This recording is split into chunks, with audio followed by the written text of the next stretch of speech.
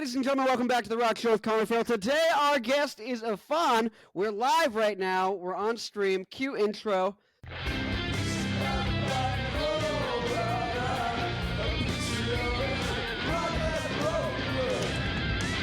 We're here today with Affaan. Affaan, wonderful guy, great guy. I go on my phone and I see he's doing all these things. All these things are going crazy. They're going parabolic. There's something with AI. There's something with crypto. I'm not that intelligent, okay? I got a degree in business. I'm getting a degree in engineering now, but my undergrad was in business, so I just ate the crayons. I don't really know. There's nothing in here. It's gunked up with crayon juice. So that's why we're talking today. We're trying to find out what's going on with Stoic, modern Stoic AI. What is it? There's a terminal.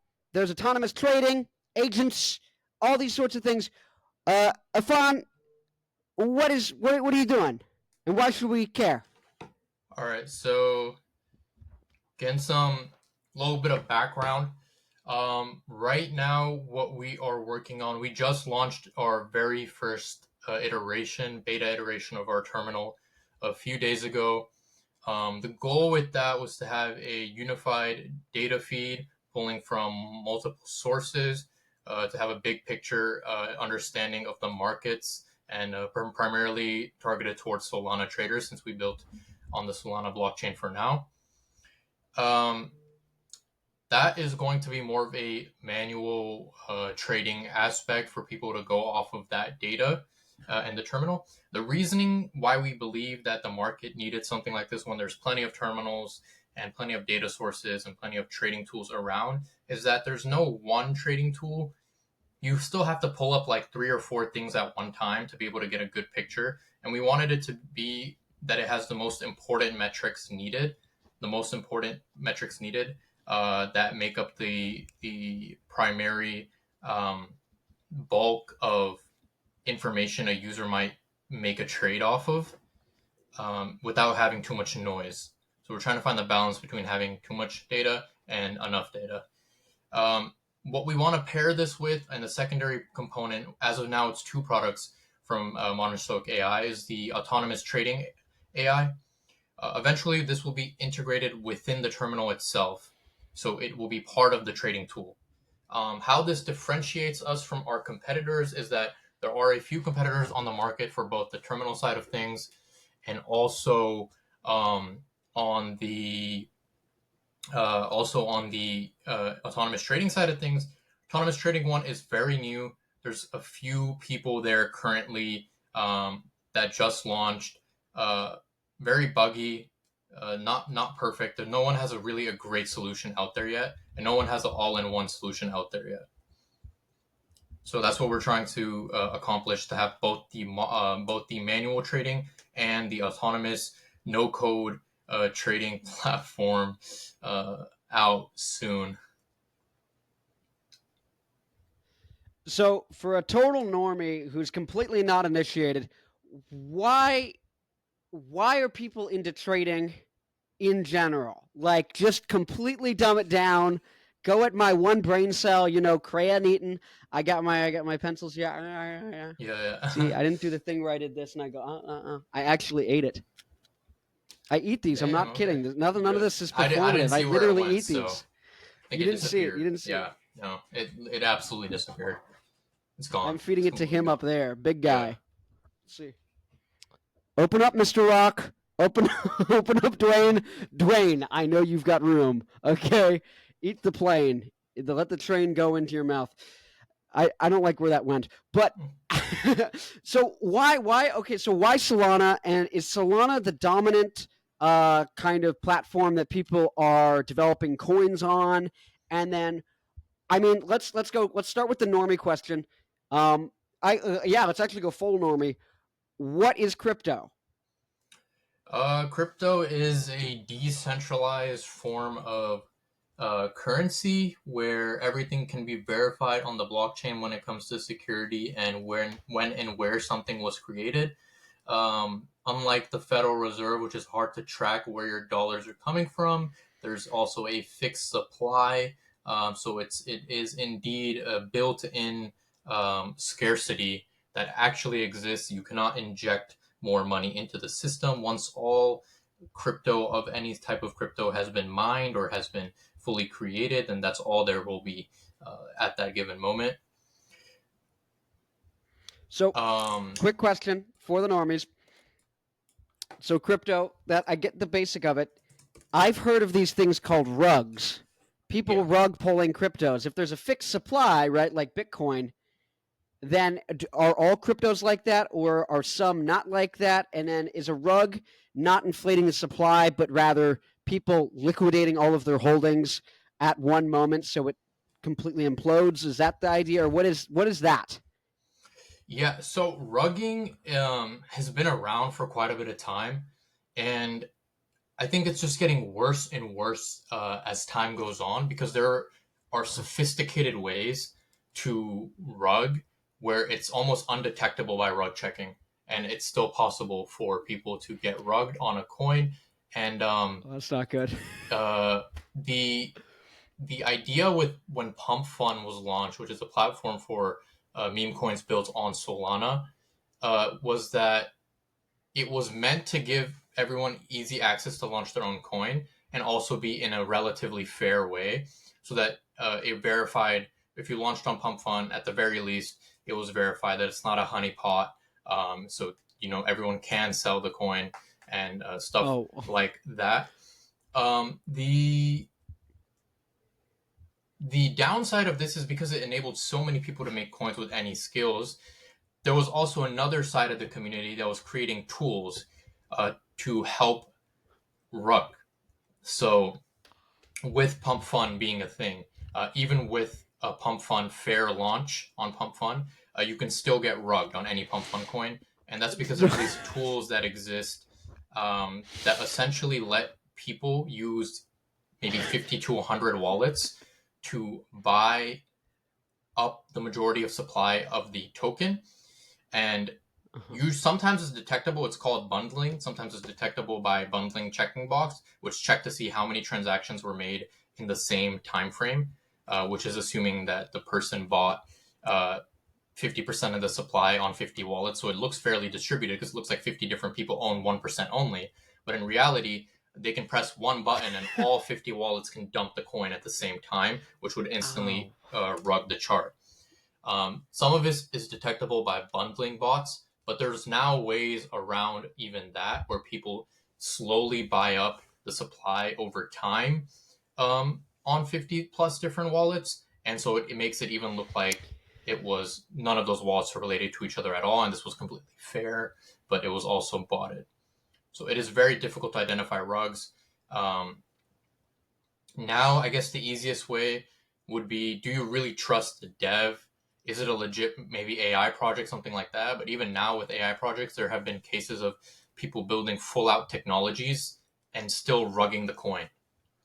I'm like, why would someone put that much effort in making the coin and business model if you were just going to rug it anyways? It's not something I personally understand. Not something I personally would ever do. It doesn't make sense in the long run. Like now you've rugged the yeah. coin. And if you were doxxed as well, or if you were anything like that and you do that, then that's the craziest part because you're never going to get another chance to build in this ecosystem. Bro, getting doxxed. Wait. Okay, wait. Why? So, wait. I get you don't get it, but wait. What is it like? How much? I guess what's the cost benefit, right? Like you're thinking like 10 years. If you didn't rug, how much money would you make over 10 years versus them rugging right then? Like, why are Right. they I mean, doing? I Is it I think it's primarily done by people who are strapped for cash at that given moment or just need a quick buck. It doesn't make that's sense as crazy? someone who has a background who could have gotten a job that pays a lot more money anyways Yeah. that turned that down to do their own thing. There was no reason I would have turned down the job at Microsoft or Amazon to do this if it wasn't because I wanted to build something for the long term and be an entrepreneur than if it was to just do a quick rug pull. And then what am I going to do with that money? Like, what am I going to Yeah. do? Right? There's Well, no, I don't have an how incentive. much is it when they're rugging? Sorry to cut you off. How much, like, just for because I know my listeners, they like half of them are like, Connor, you're a retard. You don't know what you're talking about. The other half, they might be like less knowledge than me, right? So how much are we even talking if they're rugging? Is it like $2,000, maybe 15 grand? Is it Really depends on $100? the Like, market cap of the coin and how much they own and the liquidity of the coin at this at that given point. At most, the money you can feasibly take is equivalent to the liquidity of the coin because that's the amount of uh, money that literally exists in that pool. So you can't exceed the liquidity of the coin. Um, and the gap between the market cap and liquidity varies coin by coin. So if you have a ton of money and you rug it, and you would have $1 million of money, and then you rug it, but the liquidity was 60K, you're only getting 60K because of the price impact done when you sold all that coin to zero essentially. oh my So god, most of the time, people are rugging for low 5 figures, high 4 figures. Most rugs don't even touch 6 figures. that is hysterical. So it's a money that is maybe useful for people in, I don't know, some other nations, but in a developed nation like the Oh, U.S. and something like that, it is absolutely not a amount of money that is going to change your life. yeah. So And so what would then be like the amount of money you would make if they just didn't rug? if they're building an actual product and they're Yeah. getting the actual partnerships and they're building a Best brand, case scenario. best case scenario, I'm genuinely saying it's going to be in the 8 figure range. Right? It's going to be definitely in the 8 figure range, and like the cream of the crop, it's going to be in the low 9 figure range. So I think you're giving up. I think you're giving up dollars for pennies if you do something like that. If you were Yeah. actually a real builder, um, but yeah. That's So I crazy. don't think. I think. So I think. people, that's what rugging is, that little money, and people are like destroying all of their credibility and livelihood and future like Yeah. If they do it credibility. like that, yeah. So That is at the crazy. very least, Hawk yeah. to a coin. What happened with Hawk Tua? Yeah, I mean that might have been the biggest rug because it Uh was huh. like a low $1 million, low seven figure rug. Um, the comparative market cap of our coin to the peak of Hawktua, I think Hawktua almost reached half a billion. I'm not sure about that personally. I Oh didn't even wow. invest in it, but yeah, it was at quite a high point, and supposedly she rugged for a low amount of millions, so maybe like $1 or $2 million. So that is sustainable amount of money. That's still a good amount of money. But I mean, she still ruined her reputation or whatever she had going Yeah. for 1 to 2 million. I wouldn't do that for 1 to 2 million personally. I mean, it's just a dumb game because your credibility is like literally, if as The Rock, bro, if The Rock launched a coin, if The Rock launched a project, you know how much money it would make, like, even if you're totally like Ayn Rand, selfish, trying to maximize your own outcome, right? You're like, it's so stupid, especially if you're Hawk Tuah, when you're like, okay, I've got access to most celebrities. You're like, you could spin this off into a multi-million-dollar career per year, making low seven figs every year, reoccurring. If you A just, hundred it's percent. so Yeah, stupid, I so don't dumb. understand why people would do it for a lump sum one time payment. Um, Yeah, because I don't understand that. I mean, those $1 to $2 million at our young ages of like 21, 22 years, that can go by very quick. That is yeah, not enough to like be like, hey guys, I made it. No, you didn't make it. $1 to $2 million, with the way the expenses in this country are going, at the way how much it costs for rent and everything and food and stuff, and if you want to ball out a little bit too, and if you think that that's yep. enough money to ball out, you're heavily mistaken. You were gonna think that you have enough to ball out, but what? $2 million in Seattle gets you what? One house, a house Mid plus some house, change. mid, Yeah, mid house, a mid house plus some change maybe for just about and a 1.5 million. So midwife. yeah, so And something I ain't like that. I mean, talking. it's not a life changing amount of money, definitely. Um, That is crazy. So that's okay. So that's rugging, and so okay. So people are building. So I get the pitch for Bitcoin, right? Basically that it's more stable. All of the stuff you kind of said, but everyone knows the argument for Bitcoin, and most people can Google it. I don't think there's much utility in kind of going over that for people. If you need an explanation, just Google one. I guess that's what I'd yeah. say. But when it comes to meme coins and things like that, and all of these other coins, I don't know if I've really ever been informed of like the utility and of like some of the use cases and some notable examples. Can you give like just a quick overview of why meme coins are a thing, why people are like building tools, why is this the right modality, to actually implement some of these kind of MVPs?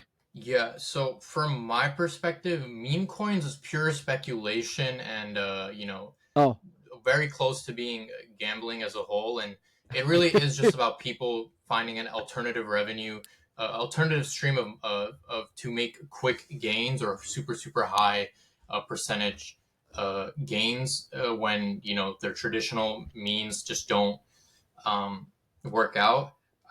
95 9 to 99%, 95% maybe meme coin traders will never be profitable, just because okay. the sheer amount of scams that exist in the space and the sheer amount of uh, various factor that goes into if something's going to be successful or not.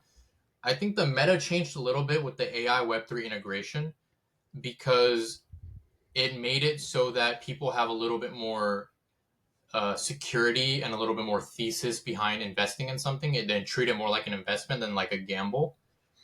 And what the positive avenue of these meme coins have been, and the subset of what I'm calling AI coins, is that when venture funding is super hard to get and it's very exploitative, and also you need to work for like months and months to be able to get funding, and then it's a small amount, and you can raise a ton of funding by launching a coin to back your project almost immediately, and you can actually get it off the ground. You can actually use those funds to like begin doing stuff for the project, begin building, begin hiring devs, doing all this type of stuff that you literally would not be able to do if a VC didn't give you the second time of day. And that's where I think it comes in super clutch. I think it comes in super clutch as a form of uh, investment, a form of capital towards investment, towards launching your product. And then the coin itself can then be integrated into the platform with something called tokenomics. And there's various different tokenomic protocols. But that's where the utility of the coin itself comes in outside of being investment capital, is that the users of the coin, the holders of the coin, now get perks and benefits, kind of like the way NFTs made, access to exclusive clubs, and if you hold this NFT, you'll get this coin in the future, and things like that.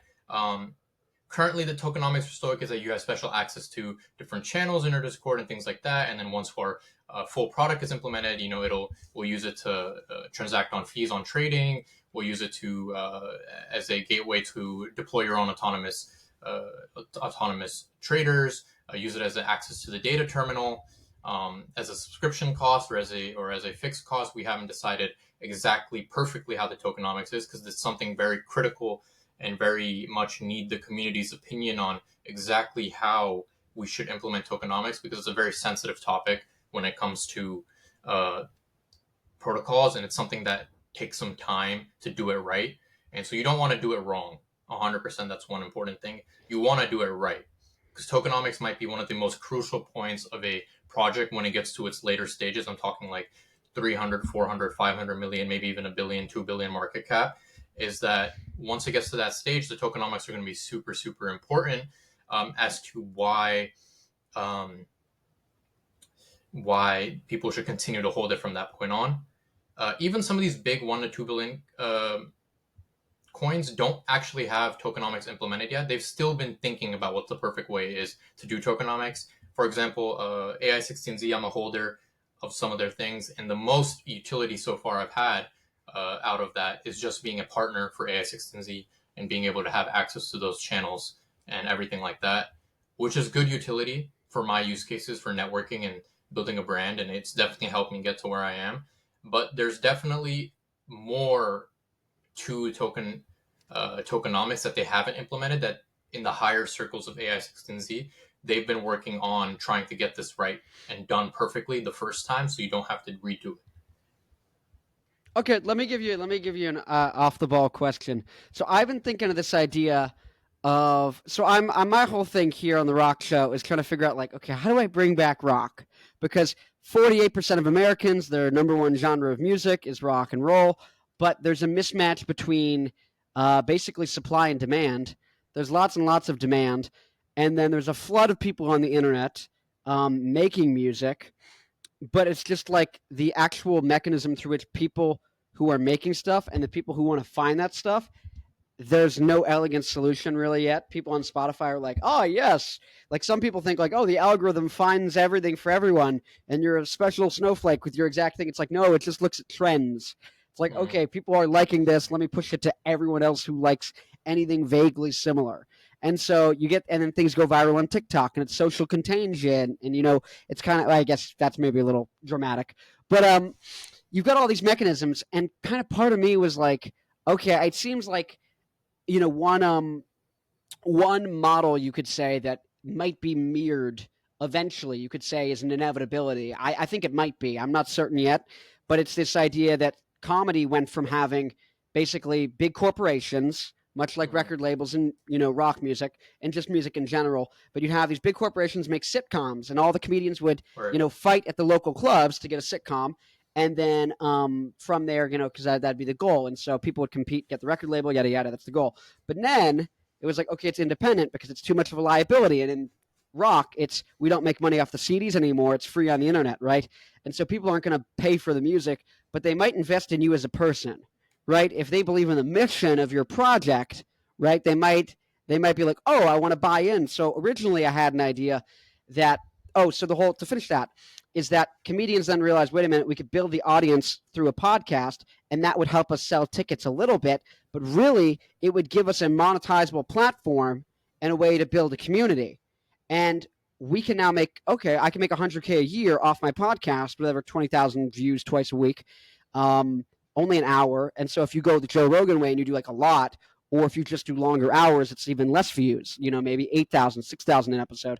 And so people realized, wait a minute, I can buy back 40 hours plus of my week, and now I can really get good. And then boom, and then I can publicize how good I am to the existing audience, and then they spread like wildfire. You'll see people like Shane Gillis who got, kicked off of SNL, and that kind of happened. And so my hypothesis is eventually the rock stars, the musicians, the younger people who are coming up who can can kind of, I don't know, I'm blanking on the word, 190 IQ Jew, and look, I can barely form a sentence. What's wrong with me? Come on. Oh, anyways, no, but the ones who can actually translate, that's the word, the ones who can translate over, digital mediums like this, they're going to be the ones who, boom, pop up, and they're going to be favored. And so I guess I'm kind of having all these ideas like, how do we get rock to kickstart? And I feel like there's going to be some unique things. And so one thing I had, well, I'll start with one. One was this idea that you would have basically, if someone could integrate an elegant solution to do this, I've seen some people try and do it, but I honestly, it just didn't look very promising and hasn't taken off. But the idea that like if you bought a Nirvana shirt before they were big for $5 at a show, well, now that shirt's probably worth like $5,000, right? And so people could start issuing NFTs and be like, okay, here are collectibles the same way artists when they paint something, right? It's like 1 out of 100, 2 out of 100, right? And so you could make for that record you put out or that single you put out, if you do, 12 singles a year, you could say, okay, that's 1 of 10, right? And if you buy it, Right. you know what I mean? And so people could speculate on it, and that would give you, some early capital to reinvest into advertising, into marketing, right? So that was one thing. And the second thing I thought was if you had more of a macro project, I was thinking maybe doing a Kickstarter for this, but you would basically arrange a giant like festival, or maybe just a giant gig, and you would potentially get a bunch of comedians and people to come and do skits in between the bands, and you'd get up and coming bands, but then you also get big bands, and then you would get them to play together, and you'd make the whole thing pay-per-view, right? And so you could charge maybe like $2 for uncensored, you know what I mean? So you could have really crazy stuff go on, but the censored version that's like half an hour delayed, that'll go on YouTube and on Twitch and all of these things. And so I was kind of thinking of a project like that, and I was like, well, as I'm hearing you talk, I'm like, oh, maybe like an NFT, maybe you could make a crypto thing. Maybe that could be the right venue to do that. But I think so I like what someone in chat yeah. said. They said a DAO for music with limited copy of albums as NFT. So, like, I don't know how much you've looked into like DAOs, but they're like decentralized. I'm gonna look at the exact three. They're pools. Okay, autonomous organizations, right? But essentially, how it works is that it's just a governance system where a bunch of people pool together money into something called the DAO, so they can essentially invest in this like big pool, and then the DAO makes decisions on their behalf. So it's a governance system, kind of like how we vote for representatives that then go make decisions on our behalf in Congress and Oh, stuff like that. A DAO is that, but for crypto, for blockchain. So essentially, you can put all that money into the DAO, and yeah, the devs, yeah, exactly, devs push proposal, etc. So it's your based on your holdings, based on what you've contributed. The DAO will then make decisions on behalf of the owners, the stakeholders of the DAO, and that basically opens up an avenue for many things because the people are very invested in the DAO. As the DAO makes decisions that are profitable for the people in the community or makes decisions that are good, the DAO goes up, and overall, yeah, I agree. Yeah, it's basically like okay. a decentralized fund, and then you have venture investors and risk analysts in the DAO. Yeah, so DAO is one of the most interesting concepts that came out of Web3. AI16Z's first coin is actually a DAO. Huh. So do they Yeah, get dividends? The people who put money into the DAO, like what's that like? I guess the actual like logistics of getting a financial return. I guess for the people it's who up put to in the money. DAO. Some DAOs do that in the form of airdrops, where they'll airdrop out profits or something like that.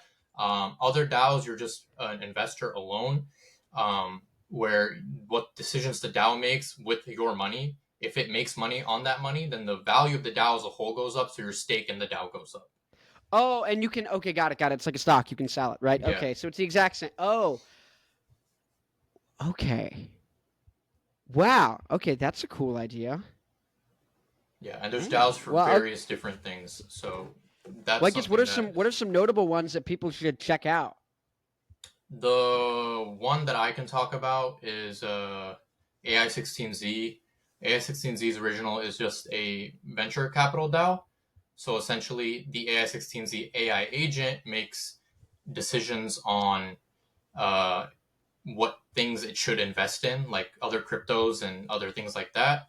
And then the money that you pool towards the AI16Z DAO basically gets distributed into what I'm essentially going to call like a user backed crypto meme coin ETF, essentially. So it works something like that. Okay. So you could call it an AI venture capitalist or AI venture fund. Okay. It Well, doesn't just so have to be okay. meme Well, now I coins. I think feel a it can lot invest in more projects and stuff like that educated. too. Yeah. Okay. So on when you're looking at autonomous trading in agent deployment, right? I guess what is the long term goal for that, right? And do you think that's going to become a competitive space in the future? Like, do you think it's going to have a lifespan on it, or is it going to be like is there going to be longevity? I think it's possible that there is a potentially a lifespan on these type of things, depending on the market conditions as a whole. When there's less traders, there's going to be less interest. When there's more traders, there's going to be more interest. When the market is hot, then there's going to be more interest. When it's not, then there's going to be less interest. But I think it is something a big ecosystem. There's plenty of trading tools that are doing really well. Yeah, and I think that there's still space in the industry for more. I think we might not need more of the same type of trading tool. It might not be necessary, but I think there is still Oh, a desire for a one-stop shop trading tool because there's just so much out there that people don't want to use 4 or 5 different ones to get the same job done. So what if one could do it all? I think that would be one platform could do it all. I think that would be a appealing fact to people. okay. So that's okay. That does sound appealing. I guess how do you determine what metrics are noise versus actually like relevant? I suppose that would be either a data-driven approach or a um, user-backed approach. It really depends. Like if users claim that copy trading works really well, then we'll have a copy trading function, which is Hmm. basically just like tracking wallets and that type of stuff.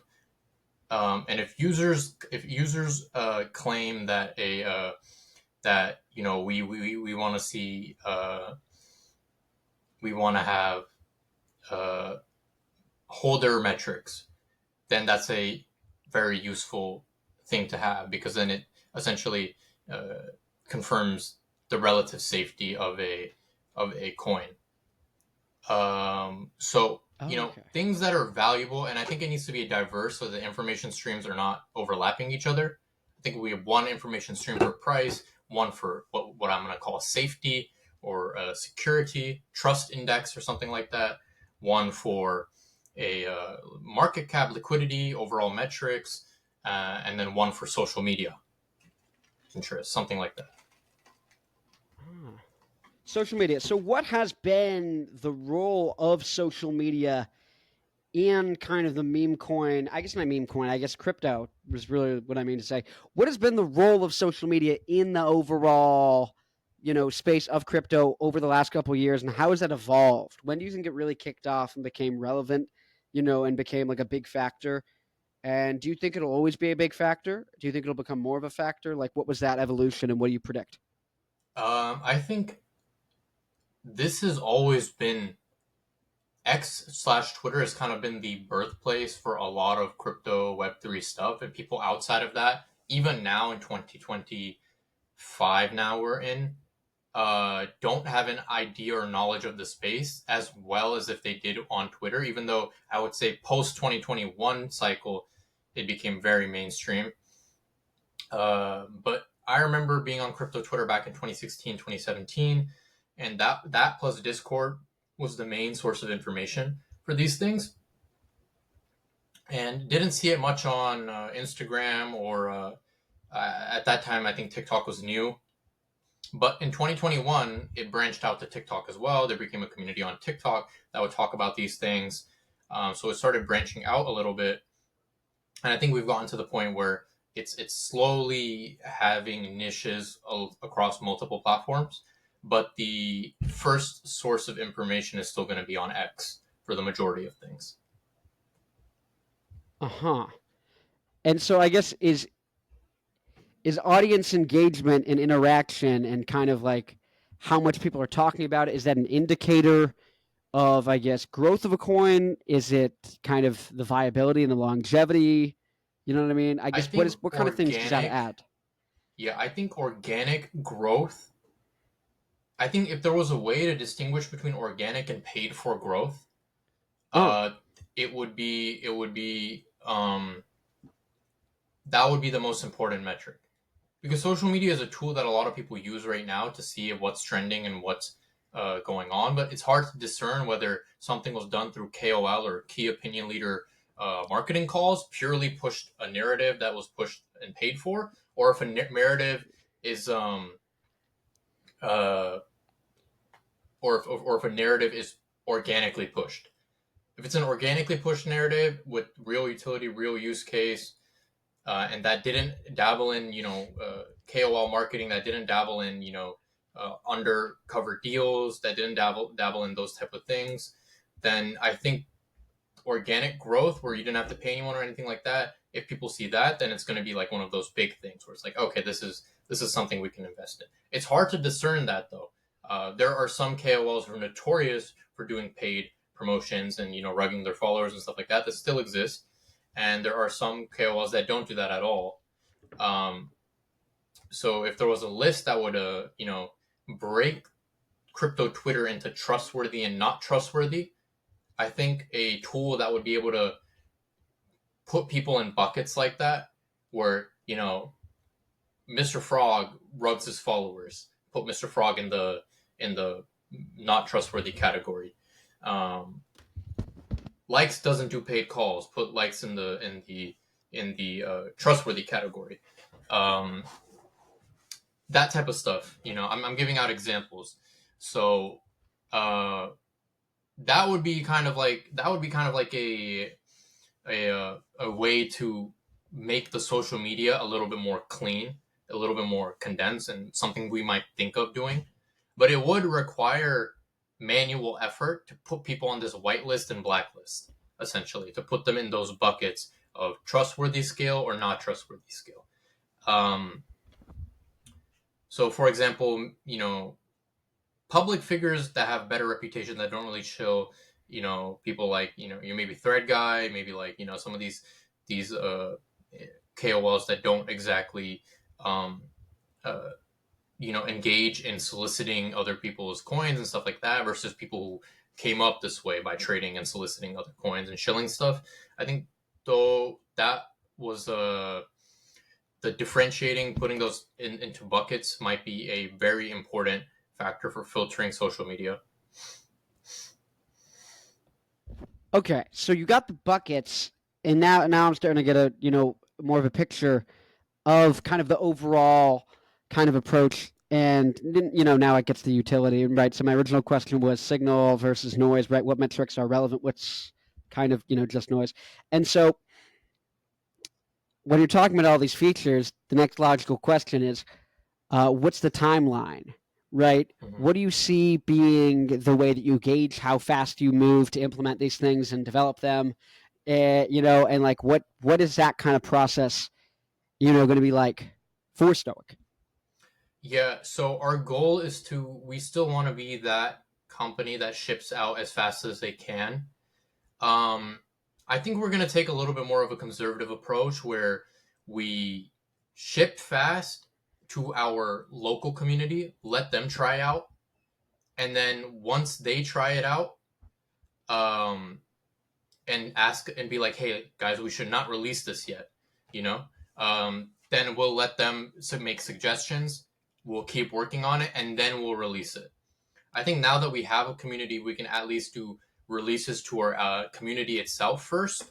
Let them see what they think of it, whether the general public will, what the general public will think of it, because they've already invested in our product, and Yeah, they're not going to blow smoke. they're not gonna just Yeah. sell off or anything like that. They're not gonna go cause FUD. They're not gonna go cause drama because they already invest and believe in the product. But they will. Yep. But since they are an investor themselves, they are concerned with their own holdings. So they're gonna be honest about how they feel about the product and whether or not people who aren't currently invested will invest in our ecosystem as well. So I think that might be an approach we take: ship fast, but ship to our customer base first, and then do an iteration on top of that and then ship out to everybody else. Got it. Got it. So ship fast, ship local, and then get feedback, tweak, and release, kind of public.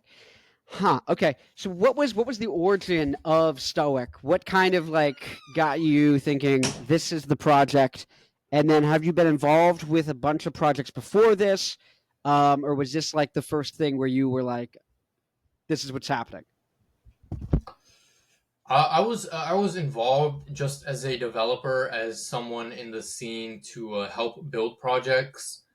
This was the first time I took a little bit of initiative, tried to lead my own or a co-founded project where you have equity and stake and all that. The other projects that I had worked for, I had no stake in, so I held no equity. I was simply paid a salary. Um, so it was just a job like any other job would be.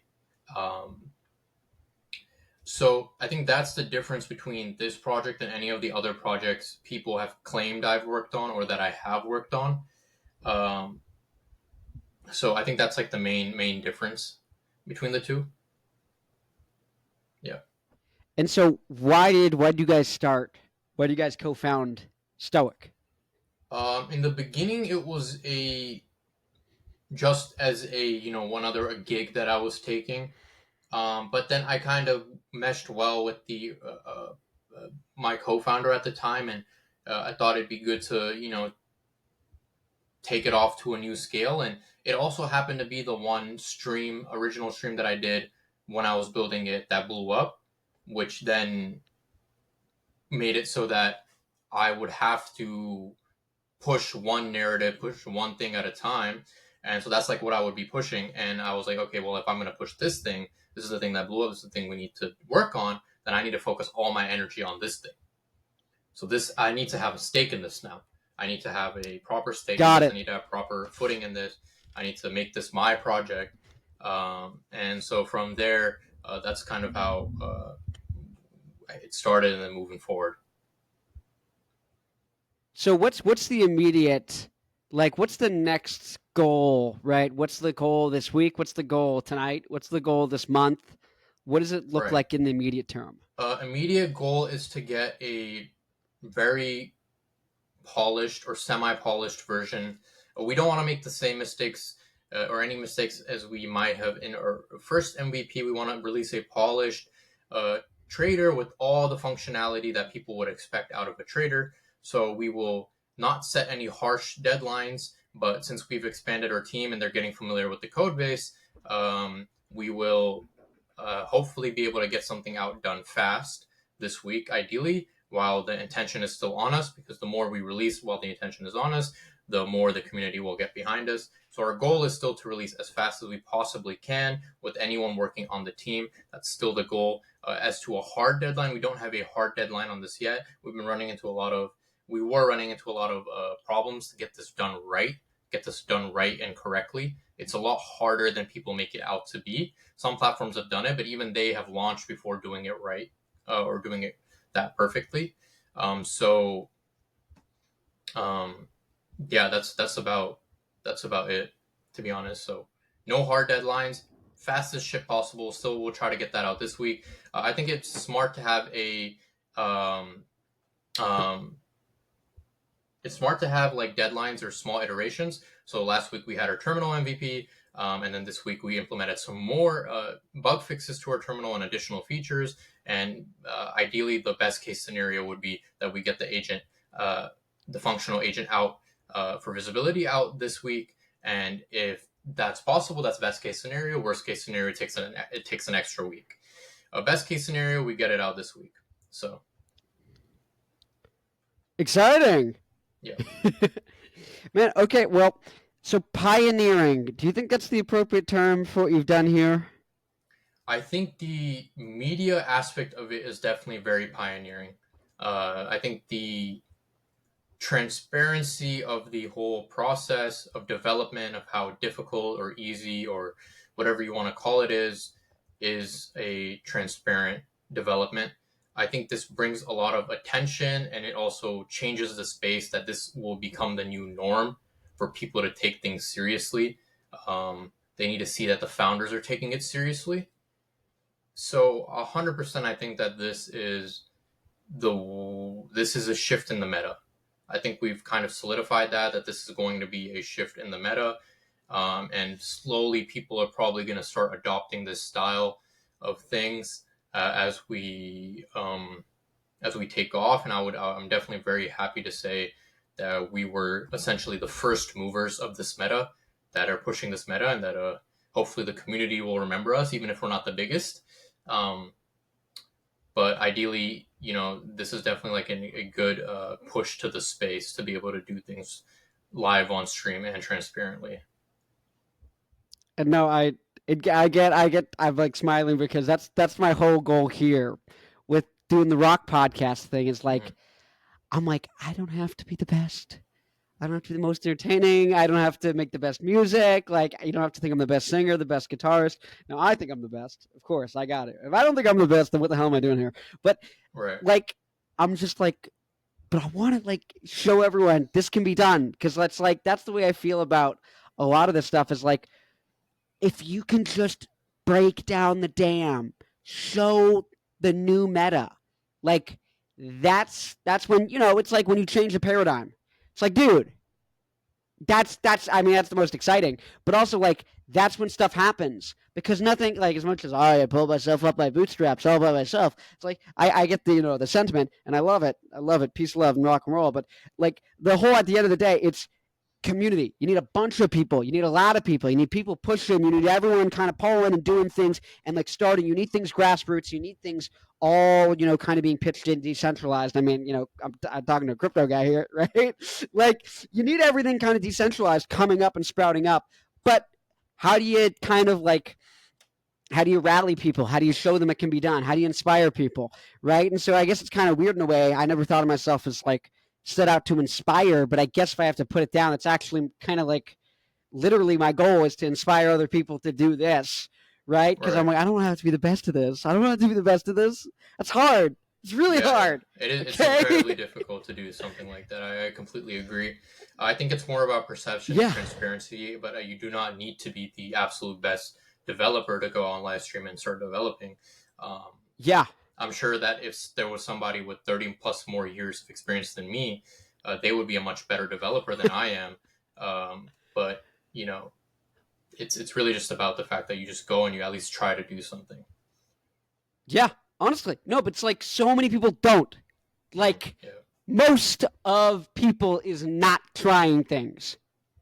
yeah, that's I 100 guess percent I guess true. that's I guess that's weird. I guess that's probably not like well, to a certain extent, I guess that's everyone's wiring, but it's like I know like every other time I like want to sit down, it's like I like what if I don't know like there's not even a Right. coherent like thought for why, but there's like some sort of anxiety. Now that I've done it a lot, as episode 86 or whatever this is going to go down as, which even then it's like it doesn't feel like a lot, but it has been. It's been 86 fucking episodes at this point. Um, it kind of goes away. You kind of know you're like, oh, it's bullshit. Like it's not really up there. Like sometimes, like when comes down to like going to the gym, sometimes you might be like, I don't know if I want to go to the gym, but you're like the instant I get to the gym and I start getting into my first workout, I'm gonna be having a blast. You're like, Right. Yeah. like this is stupid. 100%. This is literally a lie. But like your hind, your lizard brain is like, no, no, you're gonna die, fight or flight, and you're like, no, I'm not. I'm going to get a pump. I don't care. I'm Right. going to skip 100%. cardio and legs. I don't care. Right? um, damn. Yeah, dude. No, new meta. Okay, so this is the new meta. So what are some other projects and yeah, what are some other projects that you kind of see that are popping up that are like adapting to this meta, or just projects that like you're a fan of? Um. So yeah, some other projects. I'm trying to be really careful to like mention Oh, anything that I think I can got it. mention for just safety reasons. But Yeah. I think a good thing that I can mention is other developers that have done this, like went on stream, doxed completely. I think the Oh, Grafane founder, I think that's something I can mention. It's already at a huge market cap, so it's not like I'm putting any new news out there. He went on live on Thread Guy, so I think I can talk about that for sure. As somebody who's doing this, and some of the other founders that have went on Thread Guy's stream as well. Um, Outside of that, there's not many that I know of right now, but I think that's starting to pick up for some of these new ones. Um, but yeah, no, I think it's definitely going to start taking off soon. yeah. Okay. Well, I guess. So, what do you think is the most exciting kind of stuff going on outside of your guys' project? What are other things that you see as like that? I don't know. I guess that you think are like quality examples of what can be done with the technology and the medium as a whole. Yeah, so I can, yeah, definitely. Like, I think one of the big things was open source frameworks was a big thing of this meta. Zerapy, Eliza OS, Go. There's a few that I'm forgetting. The Send AI kit. There's a lot of open source tech that came out, which I think is one of the big things that is a positive from this meta when it comes to building stuff. Um, in terms of L2, layer 2 technology, there was some good layer 2 technology that came out as well. Um, so yeah, I would say that there's some good layer 2 stuff that came out. Hyperliquid is a big one right now, and there's a few others as well that are trying to change things in the space. So between L2 stuff and open source frameworks, I think those two things have been the big leaders on the large scale. Um, Story Protocol has been doing some cool stuff with, agent infrastructure and IP when it comes to things like that. So there's been like different movers in the space within their own domain that have been doing some really cool stuff. So I would say some of that would definitely be framework. I think the buzzword of the current cycle is AI, of course, but I think it's definitely framework. I think framework's the big one. Framework, AI, and now streaming. Yeah, streaming, framework, AI, streaming, infrastructure. Yeah, it's all that. Boom. I gotta have big movements on camera. all you TikTokers. Well, not your viewers live, but Right. the TikTokers who will, the TikTokers to come. Okay, well, okay, so frameworks, AI, these are the big words of this meta, but isn't Stoic really the big Well, word? that's our goal, right? We do want to make it so that people associate this meta with Stoic.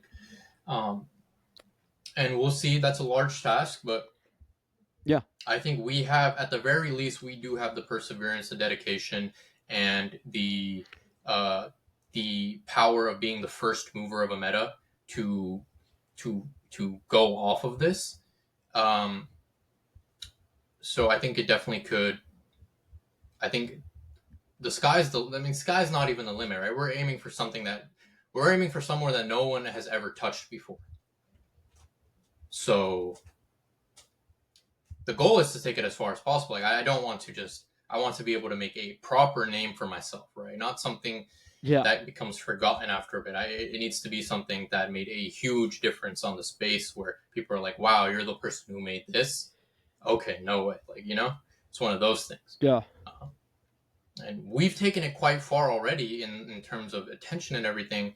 Um, but I think we have a long way to go. We have a lot more that we can truly do here. So I think this can be something that stays part of our part of our utility, something we can go off of for a long time now, as being the ones that set the precedent when it comes to uh, you know uh, building in public in the Web3 space. Yeah. So you're okay. So you're the first one, and you got a lot of media, and now you've got a long ways to go, right? That's what you said. So how do you go about vetting devs, right, and bringing people in to actually meet up to all that media you've garnered, right, without jeopardizing longevity and having people who get in there who can tamper with things or who you're going to have to replace in like a week, anyways? Like, how do you vet people? Yeah. So as of now, our main way of choosing people is that between being a contributor, which is a low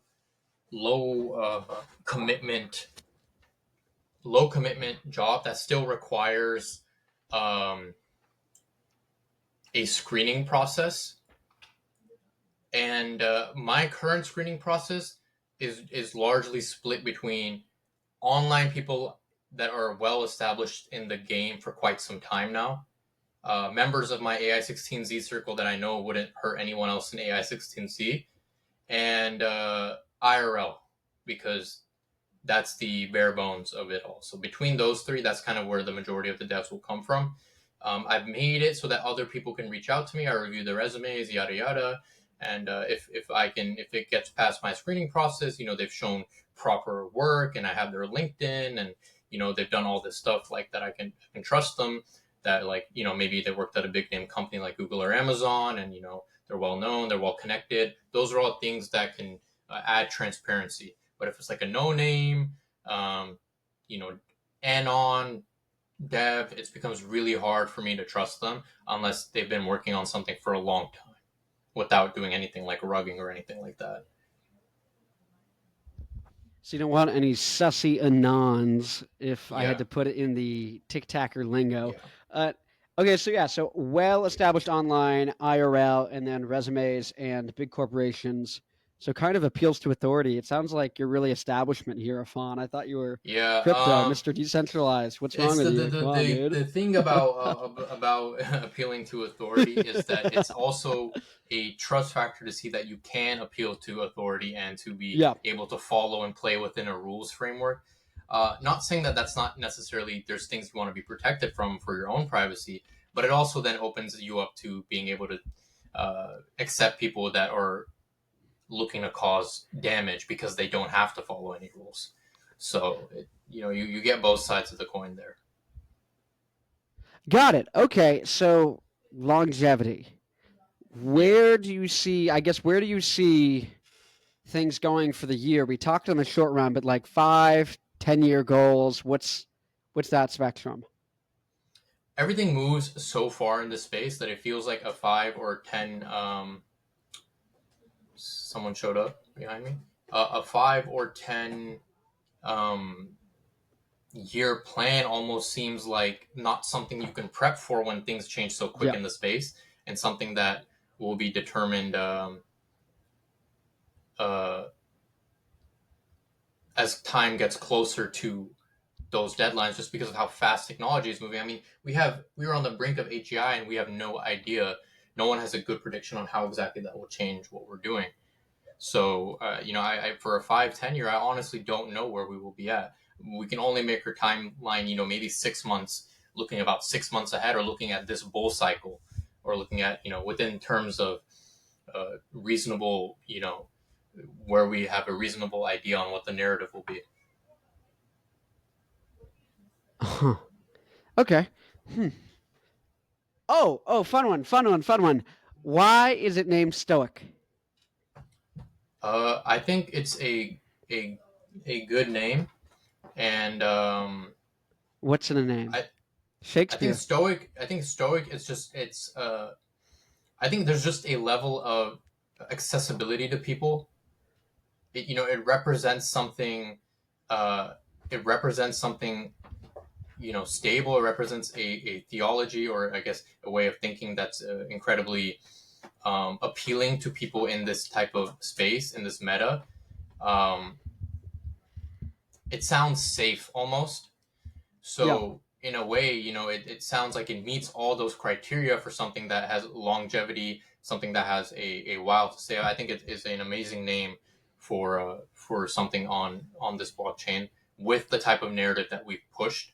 I think it meshes well with our personalities as founders as well.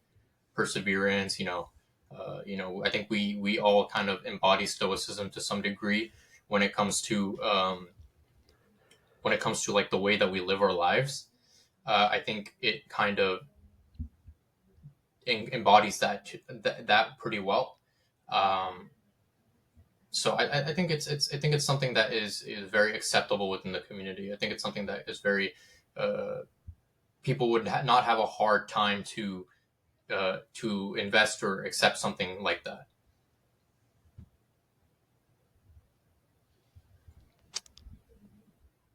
I like it. Mm. I like it. It's a good reason. No, you're right. Yeah, it does make sense when you explain it like that. Yeah, kind of the idea of like, you know, with the prior conversation as a pretty much a normie, my first question is what is rugging? Because that's all I hear that's happening is people are getting rugged. And so if your project is called Stoic, it implies long term, and the first thing you do is you're completely transparent. You're showing everything you're doing. You're like, this is my face. This is my name. Like I live in Seattle. Yeah. That's enough that if I robbed you of $1 million, you could send the triads after me. You know what I mean? Right. Um, Right. but it does kind of line up with the fact that you're like, yeah, this is long term. It's not like a short term. Like we're like, oh, we just thought this was a good idea. It's like, no, this is gonna be a thing. It's not going anywhere. Versus, I don't know. I guess like anything else, could be named like I don't know, like fart coin, right? Right. Like Right. you're like, yeah. So Stoic works. Yeah, it's a good name. It is a good name. So, okay, so you met your founder because he originally brought you on as more of a salaried role, and Right. then it, kind of morphed into, okay, let's partner up. Huh. Okay, and so 100%. what has been your journey from UCSD? We're in experiments and firms taught by Anya Samek. Oh yeah, Okay, I remember we're that kicking it with class. the boys. How have you gotten from there to here? What was that journey? Um, yeah, I mean, it's kind of been, I suppose, between then and now, I've changed quite a bit for sure. Um, I think like the college life was kind of much more of a confined eco, much more of a we're gonna follow one of these three paths. Much more of my goal is to work as a software engineer at a fan company once this is over, and just enjoy my life and get married and have kids, and hopefully be happy, and go to the beach and do this type of stuff. Just like normal stuff a college student thinks about at the time. Silly normie stuff. Silly Yeah. normie. Yeah. Um, I didn't really envision like being so isolated after I left San Diego, coming back up here, I didn't really have any connections at all. Wasn't in contact with any of my old childhood friends. Most of my friends were still back in San Diego and still are. Um, and I've just kind of been in my room between here and University of Washington. Didn't really like the grad school experience as I was doing it. Maybe it was just because the environment at the time. The learning was good. I actually didn't mind the learning. I thought that part was fine. I enjoyed learning some of the things that I learned, because that's just something that I've always enjoyed and always liked to do because it gave me purpose. But I think the loneliness and the desire to do something bigger than school was pushing at me for many years now, and it was just a time that it finally all caved in. And the isolation kind of fostered an environment where I could explore on my own. And I just got really deep into the trenches, until, and I was pushed into a situation where I really had to make money because I couldn't land a job. And those two things came together, and I was like, let me just try to first take on a job and do some of these contract dev works. So I started deving for contracts in the Web3 ecosystem. And once I started deving for quite a few projects, and I got a job at AI16Z, and AI16Z became essentially the big mover in the Web3 space that's leading AI, that brought a lot of reputation to me. And that slowly got the ball rolling when I was like, wow, this space is moving really quick. And the biggest company I work at, the biggest mover, is also at only like a $700 million market cap at the time. So there's a lot of room for other players to come in. This is just getting started. So because I had like that whole this is just getting started mindset, I was like, well, this is probably a perfect time to get something started as well. And if none of my friends in real life were in this space with me, then I guess I'm just gonna have to What? find someone from You're wait. AI16, Sorry, real quick. You're what? my IRL You're what in friends. real life? Friends, yeah, What? What? we done it. What are those? Yeah, acquaintances, long, uh, yeah, people who I All right, used to I know. gotta get soy jack. Yeah. There, no, Yeah. dude, yeah, no, but straight up, okay, well, that's funny because, yeah, low key, I had a crazier story. Oh, not in a good way. Uh, but very, very similar. Where it's like isolation, and then ends up going to grad school, and yeah, if anything, I was just like, I kind of knew I was like, I don't want to do the normie stuff. I'm like, oh my god, like I gotta be a rock star. Like who's bringing back Yeah, rock? Like that's what true. we need to do. There is unmet demand, and there's all of this money in the ecosystem. Surprisingly, still at this point, look at the giant festivals and stuff. But isolation, all of these things you were kind of saying, and so it's nice to see you've kind of got you're sticking the landing, which is giving me hope. Your story is giving me Yeah. hope, Affaan. Yeah, no, I'm Also, surprising yeah, myself. Don't worry. It's not like I'm surprising myself every day. So as this goes on, to see, truly see, what somebody can be capable of if they, I guess, just lock in. Like I mean, beyond yeah, beyond that, I don't know. Lock in. Some things do have to align as well, but when those things align and you're also locked in, it just makes it that much easier to get something propelling forward. 100%. yeah, yeah, 1,000%. I mean, literally, I did like a bunch of these. I just decided I'm locking in like June because I was like, oh my god, I'm like so miserable. I'm like, and I Yeah. know the answer isn't like go hang out with friends, which I would love doing, and I do on occasion. Well, often enough. Because people Right. are like, "Oh, come hang out," and it's like, okay, but then you end out. But it's crazy. I'll realize I'm like, "Oh, I haven't been like on an actual date in like over a year." You know, Right. Right. you reconnect with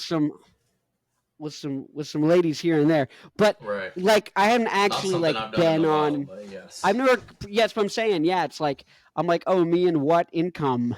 Like me and what Right, what money? I'm exactly. like, Like the yeah. How money about? situation and the that Yep. that like it almost feels like I cannot let myself be comfortable if I do not deserve to be comfortable right now at all, right? Like No, no, it's you're like like not at all. there's Yeah, and there's it's some funny. bigger Yeah, things, there's some bigger, fish to fry or whatever you want to call it before we get down to, like enjoying my time. So, 1,000%. And it's different from I think when like my parents grew up, and like a lot of my like aunts and uncles and people are like, why aren't you going out and like partying and doing all this stuff?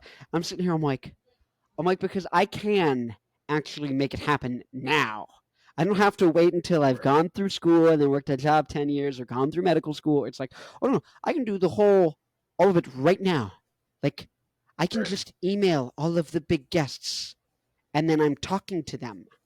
Like, you're like, oh, so if I don't do it, that's on me. And I know it. Like, I know it.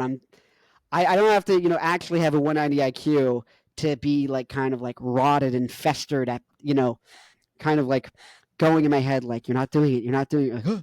Like, okay, let me Right. do Right. it. And then it's funny, even if you do feel worked up, once you actually start doing it, you're like, oh my God, I feel so much better now that I'm doing it. Right. I feel way better like getting up, working on stuff, and then you're like, oh, I need to go to bed now because the body physically needs to sleep. Okay, go to bed, you know, get up, repeat, repeat, repeat. And then the times I feel the worst is when I get out of, kind of the thing. Like over the Christmas break, I was like hanging out and like spending time with people, and I was like, it's kind of slowing my momentum. Like, I was like, and so well, there was a nice thing too. Was a lot of people, especially just for like the podcast stuff. Um, December, like I was booking people and like emailing like some of the bigger guests so far. I mean, that's the nice thing. Every like month, it's oh my God, this is the biggest guest I've ever had. Like 10 times bigger than anyone I've ever had on, and that just keeps happening, which is. I guess the right way to do it. But every time you go, it's the biggest thing. I need to be Mhm. stoic. I got this. Lock in, and then you lock in, and but it's funny because when December hit, it was really easy to be like, uh oh, like is momentum slowing down because you'd have a couple emails back, you're booking guests, and then just like silence, and you're like, oh, Mhm. but it's the instant the Monday after New Year's comes, like today, like everyone's emailing you back, and then within like an hour, you've got like 8 like huge guests booked, and you're like, oh, I don't. I was literally tweaking. Bro was tweaking for nothing. And you're like, I was bro. I was tweaking. And you're like, Yeah, that's but happened many times to me. dude, wait. Okay, so let's take it back. So you were at AI 16 16Z 16Z, Mhm. right? Is that how I say it? AI 16Z. Yeah, 16Z. Yep. Okay, so you're at AI 16Z. You're starting to take stuff. And are you currently at UW Math Comp Sci Masters? Yeah, yeah. Computational math, Oh, okay. computational and applied math. That's like the long uh, name for it. But yeah, that's currently where I'm at. Yeah. Got it. And I feel like I should let you know. I somehow took my business economics degree, and now I'm at Georgia Tech for a master's in like electrical and computer Yeah, engineering. I think I saw that on your LinkedIn. Yeah. Bro, literally, I was like, can I do this? Because every single job I was applying for was like, it was like we accept these degrees, bachelor, and it was just like ECE at the top. Then it was like just any other type of engineering at the bottom is like business. Below it's econ. I'm like, come on, dude. And then my parents and family, It's they're like, rough call up for your econ bachelors bro, alone right now. Yeah. dude. Well right now. Literally, me and my brother, because you met my brother when we had class together. Mhm. We're in the same masters, and we're doing it online, and it's just so funny because even then, like it's still like applying for stuff. You're like, bro, like send out like 100 resumes. It's just like, No, the job search project process was so antagonizing. It was yeah, terrible. It's just one of the most annoying processes that especially in this current market, it's just been oh yeah. super difficult.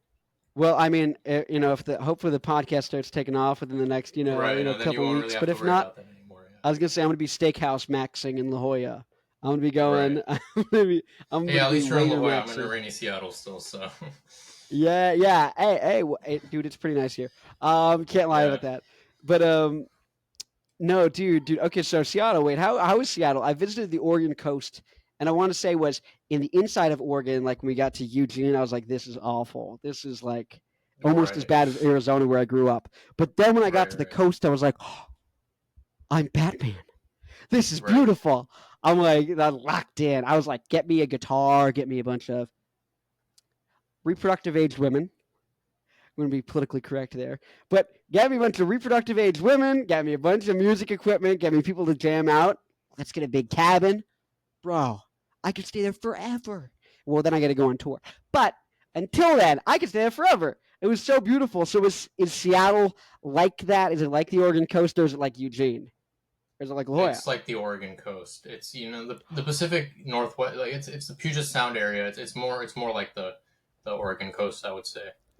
I mean, in anywhere, if I were to live anywhere in the PNW, it would be right here. It would be in Seattle. So I think this would be the best place out of the entire Pacific Northwest to live. Yeah. W. Well, I guess. Oh, here's a question. So, when do you think there will be a certain point? Like for me, I have a very, very, very, very, very clear checkpoint of like how much money I need to make on the internet, where I'm like, my self esteem exists fully, not Right. hampered based off of performance, but like it's just like boom, we got the ego back. We got that. We got that. Yeah. Friggin' sixth grade. Like I don't give. We're doing it. Like Right. saying full on racial slurs, everything I want to say. No, I'm kidding. On I think Instagram. yeah. For No. me, that bottom bar minimum would be 10 million. It cannot be less than 10 million. Got it. Yeah. Is that well, I guess what I'm thinking is like for me, like the very minimum is like when do I have comfortable income and I'm genuinely like, oh, the speed to basically because my understanding of my internet stuff and what I have seen, what I've seen with other people is once I get to the point where I'm at like I'm able to make 6 figures a year, which isn't crazy, but I'm like, bro, I can go live in friggin' Indonesia and only spend like 10K on expenses for the exact same quality of life, right? And then I can just reinvest all of the money, ads, yada yada yada, all of this stuff. And within a year, I could probably get up to making 10x. You can probably get up to 1 million, and then you can launch a business, do all these sorts of things. But I'm kind of like that's like my threshold point where I'm like, okay, I'm not like existentially, kind of like I don't know, treading water anymore. I'm like, no, I'm full swimming or I'm full at the bottom of the pool. Yeah. I think there's like a I level grown between like gills. to be comfortable, you do not need 10 million. But for like No, yeah, yeah, for what I'm saying is like a level of 10 million is enough that if you put it in an ETF, you would make a full tech salary every year if you yeah, pulled that money out of about yeah, 6%. It's about 200K. So 10 million is that number for me where it's just like you can do anything at that point that you really yeah, want to, for all major intents and purposes. Now, if you told someone like Elon that, he's like, well, I cannot buy this $15 billion company, so it really isn't enough money. I need to be able to go to Mars, and to be able to go to Mars, I need all of this stuff, and to be able to do that, then I'm going to need at least yeah. $50 billion. So it really depends on what you're trying to do. If there's something that you actually need that money for, so if it's So something do you like think that, there's like if there's aliens underwater? Just if quick there if question. I yeah, I mean, mean, if I thought there was, then I would probably have to make that much money to be able to go find them. Yeah. I'm just saying. I'm like, we gotta go down there before we go up there. I mean, what's closer? It's probably gonna be Right, right. That is true. refueling. Bottom of the ocean. Yeah. I mean, lizard people, come on, they could be there. What if some iguanas back when the dinosaurs were around slipped underground, fell Yeah, into who a knows? I crevice? mean, I don't know. There's a lot we haven't discovered on those fronts, so there's definitely a lot of I'm just interesting stuff to saying. be said about There could be some lizards. No, I don't really. But it would be it. Yeah. fun. It would be fun. See, those are my kind of conspiracies. The other ones are just sad because they're true. But the ones where it's like, what if Bigfoot's real? Like it Right. has no impact on anything. It has no impact on anything. It's just completely ridiculous. Okay, so you were saying so 10K, not 10K, 10 mil. Oh shoot, my TV went off with the rock on it. No. Oh, I get the Samsung boop. Never mind, I got rid of it. So you were saying 10 mil. 10 mil? Oh my lord. That's the number? 10 million. I think it's Yeah. completely achievable with the way this market is. I think based on what I've experienced so far, Yeah. my goal for this cycle is to get to is to get to 1 mil for this cycle. 1 mil at the minimum. That's like the low bar for me would be 1 mil, and the high bar for would be 10 mil. Yeah. So And I don't think I'm cycle, shooting when too you say small. cycle, is that like a year long? Is it 6 months? Like We don't exactly know when the cycle ends, yeah. but for most intents and purposes, I'm thinking at least 6 months. 6 months to a year. Okay. And is that like 1 to 10? Is that take home, or is that like for the kind of market cap of Stoic? Like Yeah, before what's? taxes, sure. 1 to 10 before taxes. Oh, okay, okay, got it. Okay, yeah, that's not bad. That's not bad at all. So I guess like so this is curious. Like so clearly with the podcast and like a funny thing is, though I'm getting bigger and bigger guests on the podcast, you find out that big people, like if I get like the guitarist for I don't know, like Guns N' Roses, I get Slash. Maybe Slash because he's that famous. But if I get the drummer for, let's say, Guns N' Roses or the Foo Fighters, well, I guess he died, so now that's a big deal. Let's say I get the Yeah. bassist for the Foo Fighters, someone who's in a huge band, but no one really like knows their name. I don't know their name. Like, um, if you got someone like that, it honestly doesn't really reliably do views unless you already are an existing kind of like stable audience of like couple thousands, whether it's 10, whether it's 100, thousand subscribers on YouTube. But if I do shitty clickbait videos daily where I just ramble, those I've only done like 2 or 3, but when I did them like a week ago or before I went out of town for the holidays, I got like thousands of views. And then I got like tons and tons of comments and engagement. And what was funny is half of them were like, hey, stop rambling, write your points out, you little stupid guy. And the other half of them were like, no, keep on rambling. I like you, little guy. You're rambling. And what was funny is I then did a bunch where I didn't ramble and I had like written out scripts and I did all these methodical things. And I did some where I like optimized the thumbnails. I did all of these things like no views, like negative views, Right. I think negative it's views. in terms of organic growth, it really isn't about the quality of equipment you have or how much effort you put into like Yeah. hacking the algorithm. Like I'm in my parents' house right now on a 10-year-old webcam and no Boom. microphone other than the one that's on that 10-year-old webcam. And I just have my laptop to the left and a monitor. So it really wasn't about hacking the algorithm at all. It was just when there's something that the market needed that wasn't in the market at that time, that's when people will come. It's not really about hacking the algorithm or anything like that, or bringing on like I don't know, like uh, bringing on some fit Yeah. like Elon Musk onto the pod or something like that's not necessarily gonna help you. Elon Ma. Have you seen Yeah, Chinese Elon yeah, Musk? I have, yeah. Of course. Well, okay, okay, okay. I'm hitting you with the Elon Ma, boomer yeah. memes. Have you seen the Neon Cat? Oh man, that was like a few days ago. Yeah, I totally saw it. That was a few days ago, bro. No. Oh wait. So okay. So back to the story. Uh, once upon a time, Mr. Affaan was working at AI 16Z. My father's Canadian. Legally. He's an immigrant. Legally, he has citizenship now. People out here who are going to be yelling at me as an illegal. I'm not illegal. I was born here. I haven't broken any laws yet besides jaywalking and financial laundering. Just kidding. I don't have any money. I wish I could money launder. Dude, I wish I could money launder. Not because I actually want to, but just like that would imply that I actually like have financial security first. But okay, so you were working at AI 16Z, and that was autism peeking out. I don't have any autism, not diagnosed yet. I'm not going to a doctor. You know, next thing I know, I go to the doctor when I get diabetes and I'm gay. Don't give me that. Don't give me that. I'm never seeing you, Mister Doctor, Right. giving me diabetes. Anyways, I know. I got that off Reddit. I got that off r slash Sigma maxing. No, so Stoic. It goes with being a Sigma. Do you like that? Do you like that? Are people gonna start making memes with Stoic in it? I mean, if that would help us for marketing purposes, that would be great. I think there were some memes about me deving when I first at one of my early streams, and that were pretty funny. That definitely got some attention. But yeah, Damn. So what was so AI 16Z pick up the story, if you will, for the dear yeah. viewer So at home. yeah, so for AI16Z, um, that was kind of just like I fell into that server somehow. I joined that server. I saw what they were building. I really liked the community. I was like, wow, maybe I can build these agents too. Let me like take a look, yada yada yada. And then I kind of just, that's how I started off, and I already had experience in building AI agents, so I just used my experience onto that and got onto that level.